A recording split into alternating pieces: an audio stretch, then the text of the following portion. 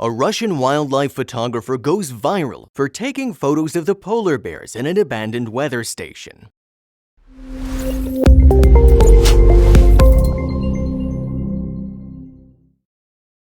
But before we start, please take a moment to give this video a like, subscribe to HappyWorld, and hit the bell so you'll never miss these great stories.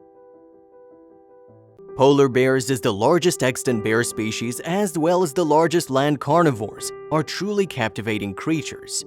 However, most of us are used to seeing them surrounded by snow on the frozen waters of the Arctic.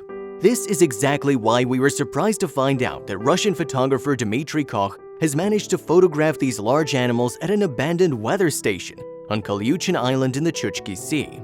The station was built in 1934 and closed in 1992.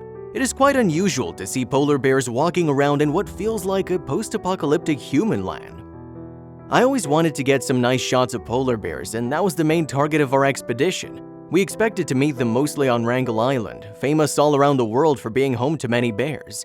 Not this year, as we found out later, maybe because of the very cold summer. But nature always sends you something when you least expect it. When we passed by Kolyuchin Island near the northern coast of Chukotka, we saw some movement in the abandoned windows there. And when we got close, those were bears. Never before were they seen in those buildings, so that was a once-in-a-lifetime situation, the photographer said.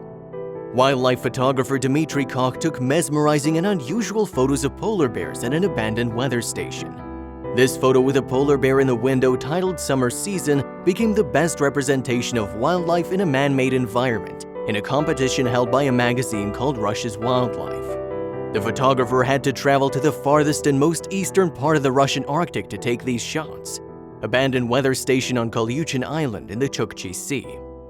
Finally getting back from a long-awaited trip to Chukotka and Wrangel Island.